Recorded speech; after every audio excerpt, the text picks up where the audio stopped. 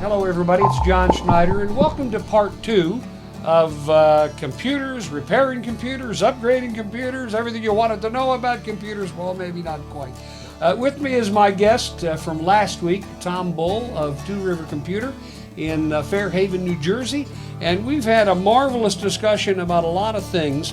Talk a little bit, Tom, about what you guys do. What do you offer at Two River Computer? So, at its very core, and the business plan that I wrote 11 years ago was to consult business and to help business and to go into homes and educate them and help them and to use the technology in their home as it became available to them to make their lives easier.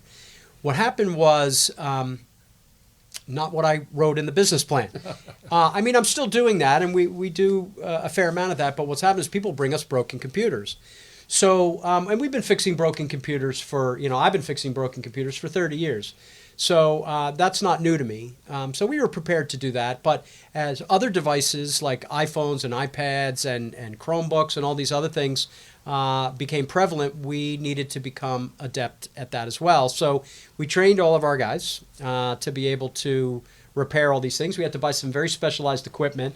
And I love, I wish I had my stuff with me when I show what it takes to take apart an Apple product. I have plungers, and I have guitar picks, and I have heat plates, and I have, it's crazy. And when I go to work on a PC or laptop, I have a Phillips head screwdriver, and that's it. Sure. So it's kind of funny. They don't want them to be fixed, but we're going to figure out a way. And there's a whole subculture on how to fix your Apple products because they want you to buy a new one, and we want you to fix the one you have. So all day long in our shop in Fairhaven, we bring in probably about 20 repairs a day. People Wow. bringing us in a broken computer or something that needs to be updated. And maybe something simple.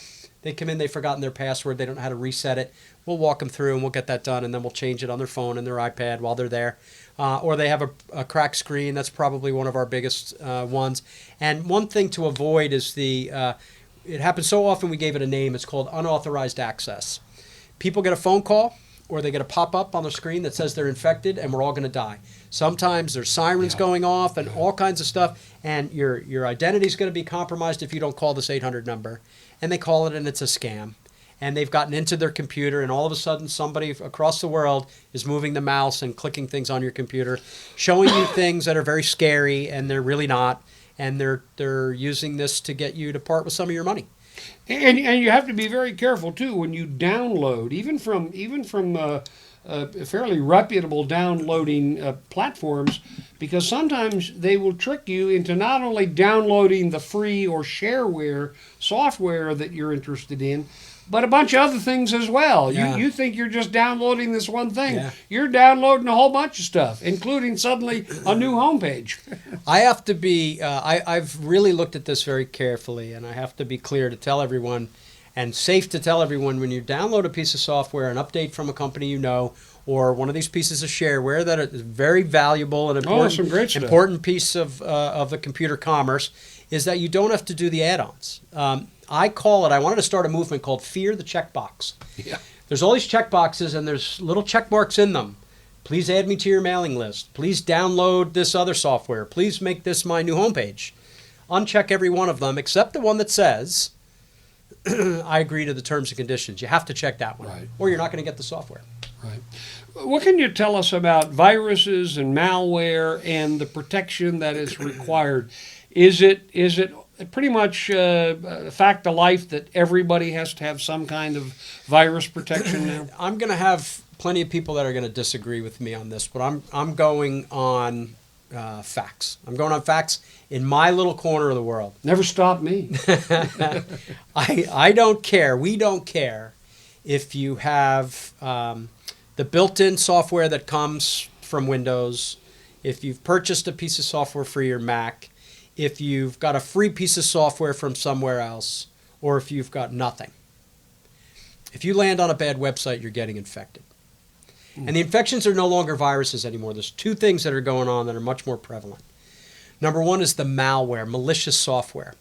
And that's when a program is downloaded to your computer, usually running in the background, doing things, redirecting your searches.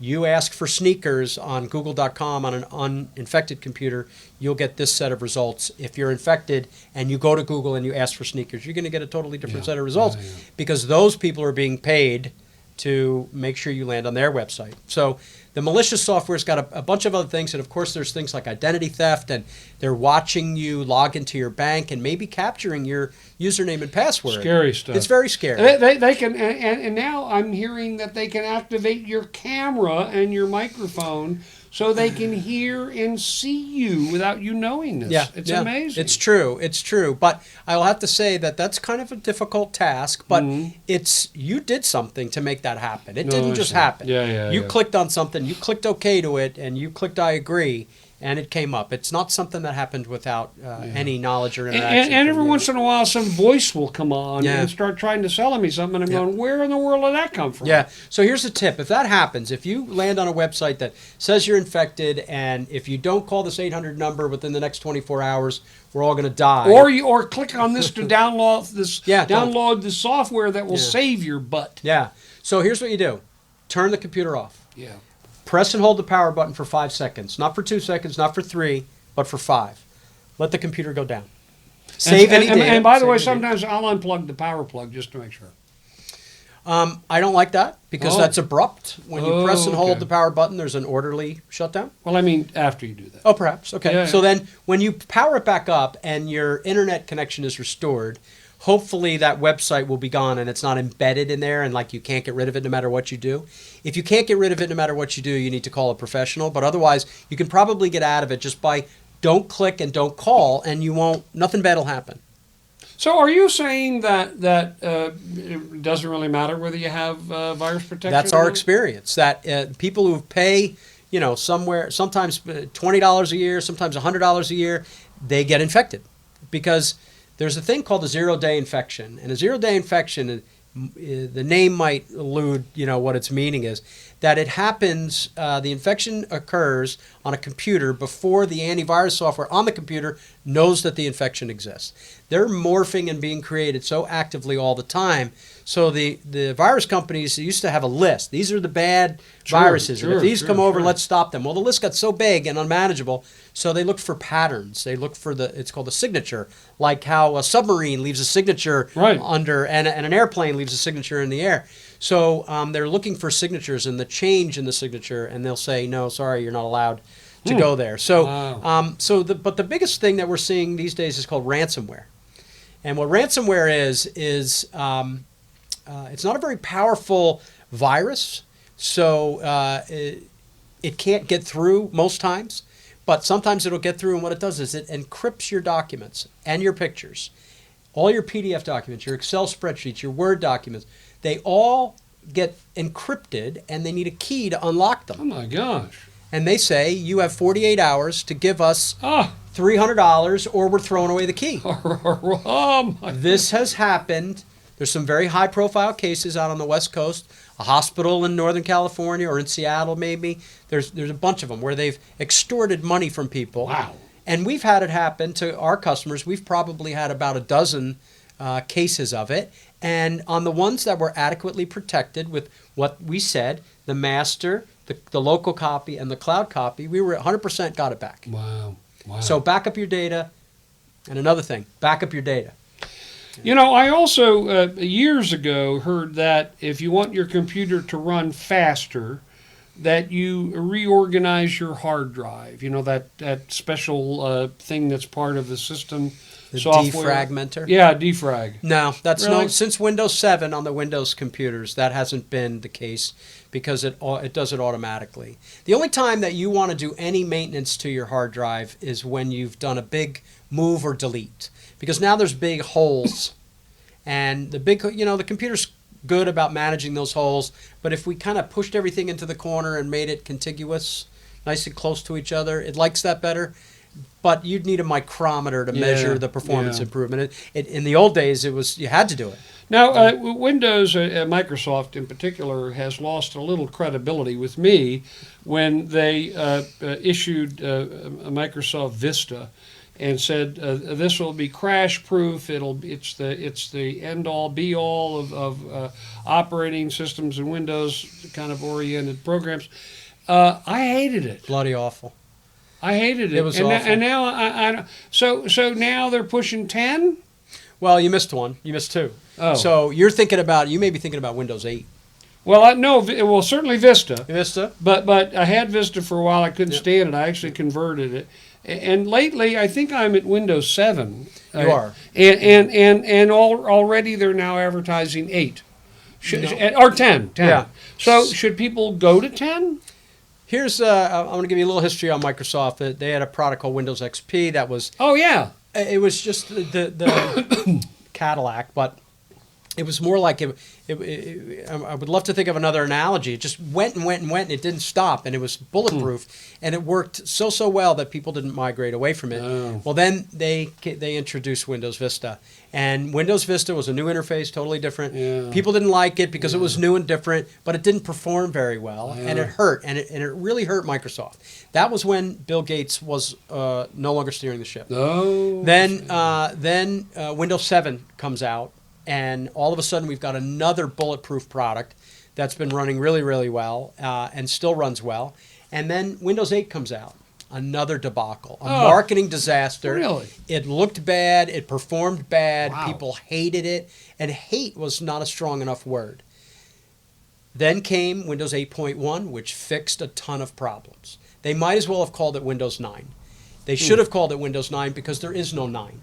They jumped to 10. Ah! And there's a joke that the kids will say is what happened to 9? 7, 8, 9? Yeah. So because 7, Right. 8. I get it. 9. Oh, 7, 8. 7, I 8. ate it. I ate it. I got it. So it goes 7, 8, 10. There Right. is no 9 because they wanted to distance Right. themselves Right. from the Yeah, debacle. I'm that was afraid. Windows I'm 8. afraid to go to 10 because Okay. of all that crazy stuff. Here's the rule of thumb. If you have Windows 8, you should have upgraded already to Windows 10. You had 1 year to do it. Yeah. You should have run to do it because Windows 8 was so bad. 8.1, not so bad, but 8, bad. Windows 7, we told people to stay pat. That's what I've got. So what we tell people in general, if you want the new operating system, get a new computer. The upgrade path from one to another, it's never been great. Not since Windows 95 to Windows 98, 20 years ago. That went well. Ever since then, it's not been so good. Yeah. You know, I teach school as a substitute teacher occasionally, and everybody's got a laptop now in school. And they always tell the students, you know, now you got to go to Google Classroom. You can only do this. And, you know, by and large, they're always kind of trying to break the rules and get into those areas where they shouldn't go. And it's amazing, Tom, the amount of access that parents let their children have, or maybe inadvertently have, to pornography, as well as many other things they probably shouldn't be visiting. What can parents do about that? Yeah, this is probably one of the biggest problems I see in homes, and often the parents feel powerless to really do much. They and will often kind of be ignorant to the fact that it exists, that the problem even exists. And the fact is, their kids are growing up, they're going to get curious, they're going to start gaining access to all of this information, and not all of it is good. So we have landed on several different technologies to help give some power back to the parents. Power in that, how many hours a day is my child allowed to be on the internet? Which devices in my home, and now there's a bunch more than there were even a couple of years ago, that little Jimmy has an iPad, a phone, and a computer, and maybe even an Xbox and other things. And I want to manage. I only want him to have 3 hours a day. And of those 3 hours a day, I only want him to have 15 minutes on Snapchat.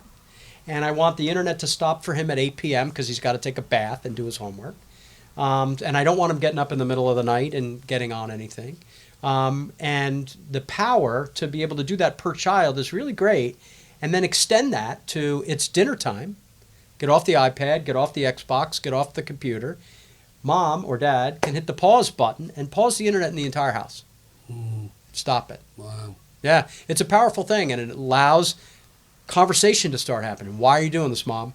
Why is the internet so bad? And now the best weapon that any parent can have is their mouth and their mind. And talk to your kids and tell them why you find things offensive, and why they're inappropriate, and how pornography objectifies women, and how the things that you see these days are they're brutal and they're nasty and they're vile, and it's video. It's not just a picture where you use your imagination. I mean, when I was a kid, the big thing was finding somebody's dad's Playboy magazine. Yeah. Hey, listen, I looked at the bra collection in the Sears catalog. That was my turn on. And the old National Geographic, that was a good one too. Yeah. Well, that's good. And what about Wi-Fi? It's can you explain it? And what are some of the uses associated with Wi-Fi? So everybody's got a router in their home. I'm sure they've had to unplug it and replug it when things get slow, and they're trying to goose it. Yes, I have 3 green lights and 1 amber flashing. Yes, I know. Yeah. Get it all the time, and maybe if I unplug it and plug it back in enough times, it'll get faster. It's not going to get faster. You either have a straw, a garden hose, or a fire hose to the internet, and the bigger hose you have, the happier you're going to be. So does this equate to the 3G network, the 4G network, or is that's a cellular network. That's a cellular network. We're talking about what around here, what Comcast and Verizon can deliver to you in megabits per second. Okay. Miles per hour is a better analogy. Typically, we see anywhere from 10 to 200 miles an hour, with the average being around 50. And 50 is good for about 5 devices. So if you've got 50 and you've got 12 devices in your house, that's why you're slow. So when the population in your home increases and everybody comes home from school and work, and they've got their computer and their laptop and their tablet, and they're watching Netflix and they're doing homework and everything, the network comes to a crawl. So you need a bigger access to the internet. That will help. But the Wi-Fi part, if you're in a typical home, the router is only good for about 1,000 square feet. And nobody lives in a 1,000 square foot home, not many of them anyway. Typically, they're 2,000 to 3,000 square foot homes and above, and so they're going to need an antenna, or a radio, we call it, something that's broadcasting that Wi-Fi signal to parts of the home, upstairs, downstairs, the back of the house, the front of the house, where you have these dead spots. So we come out and we'll analyze the Wi-Fi, see where your router is, and sometimes we've saved people a lot of money. We take it from the basement and we move it to the second floor. And the Wi-Fi covers the whole home, or at least the parts that we care about. Yeah. So you need one of these radios for about every 1,000 square feet, and don't forget the outside. The pool, the patio, the deck. So we'll go in and we'll go ahead and we'll make sure you have no dead spots, because all these devices coming on, each router is only good for about 15 devices. And then they start to choke. And you'd be surprised when we do our analysis and we say to our customer, guess how many devices are on your network? And they guess, and we're almost always twice as many. Wow. Yeah, because I forgot about the thermostat, I forgot about the doorbell, I forgot about the bird feeder. I mean, almost everything's on Wi-Fi. Let me ask you a related question about USB ports. It seems as though every time I get something, although some devices like printers are becoming wireless, so it's not so much of an issue. But I must have a dozen and a half USB devices. And I bet you got twice as many cables. They're in a drawer somewhere. Well, twice as many cables for sure. But I have all these little hubs, these little USB hubs, and it seems like the more I have on a hub, the less likely my computer is to be able to even read these things. Like I have iLocks and all different kinds of things. Yeah, there's a limit to the number of devices and how many you can daisy chain on each. Can you fix that in your shop so that I don't have that problem? It's a fixable solution. It doesn't require a shop visit, but it's a it's a fixable solution. The only thing you really need to know is that there's really 3 types of USB. The latest one's called USB-C, which we're seeing in the newer computers, mostly in the the new Apple MacBook with the touch bar, and the original, or not the original, they're just calling it a MacBook, a 12-inch MacBook. And then some of the Android devices use USB-C, but the ones we see in PCs and a lot of laptops are USB 3.0. That's blue, or it has a little SS next to it if it's not blue. Those are the fast ones, and then the USB 2.0, which is just a slower version. Yeah. But if you have a number of devices, they draw power, And these hubs, if they are powered hubs, in other words, Right. they have Some of 'em are. something that have a brick that Yep. plugs into the Yep. wall, that's for the devices that draw more power. Okay, I got you. I got you. So you may just have to move some Yeah, stuff I've been around. kind of But a experimenting. typical person only has, 2 or 3, you got a keyboard and a mouse. Sometimes you have a wireless, so it's only one device, Right. and maybe a printer. Right. So, and a scanner, maybe a webcam. So normally we're not seeing things much above 4 I got devices. a lot of stuff. I got Yeah. a lot of stuff. So, are you one of these shops that also can provide software on my PC so that you can go into my PC remotely? This is what we do probably the most of. We have a segment that we do for consumers. It's a small segment, but we have a type of customer, and I don't want to insult anybody or put them in a box. Oh, go ahead and insult me. Or, not you. Oh, I'm kidding. I'm talking about senior citizens I'm a senior that citizen. are Yeah. elder statesmen.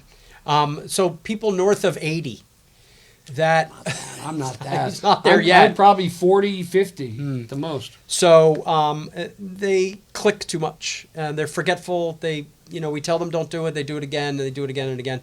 So we put software on their computer so they can't get to bad websites. They can't click. We've had several cases where people are bringing us their computer every month to clean an infection or malware off of it, and it's just so we give a flat price. We monitor the thing and we put the web filter on it so they can't get anywhere bad. Right. And then we can remotely get in anytime we want.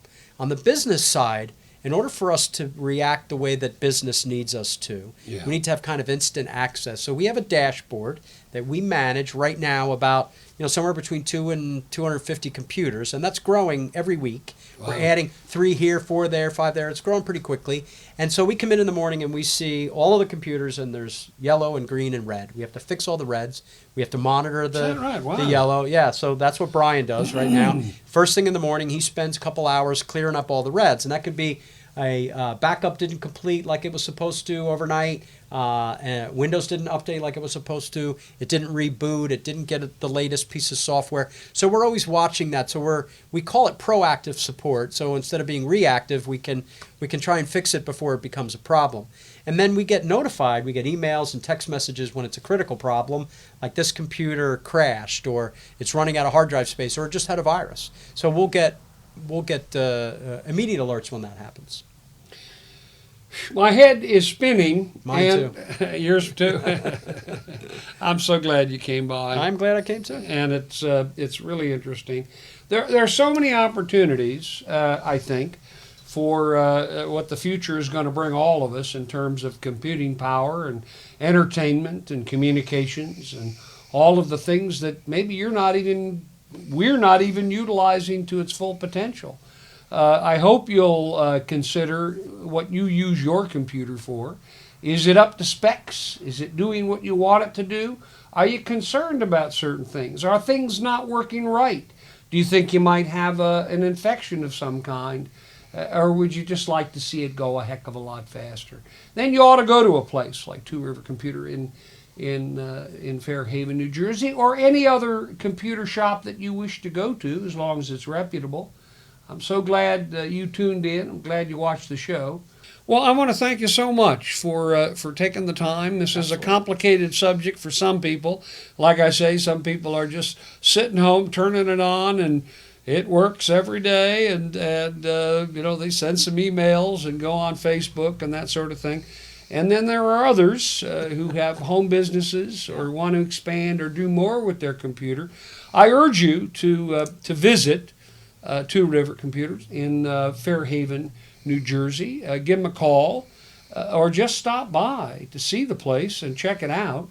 And if you're not near this particular area, you're some other part of the country, look around. Ask people who have used computer repair shops in the area and get some recommendations before you sort of blindly go into a shop and say, here's my computer, please fix it. Yeah, it's kind of scary because you're giving often your family memories, you're giving your important data, sometimes access to your accounts, and how can you trust somebody that maybe you've just met?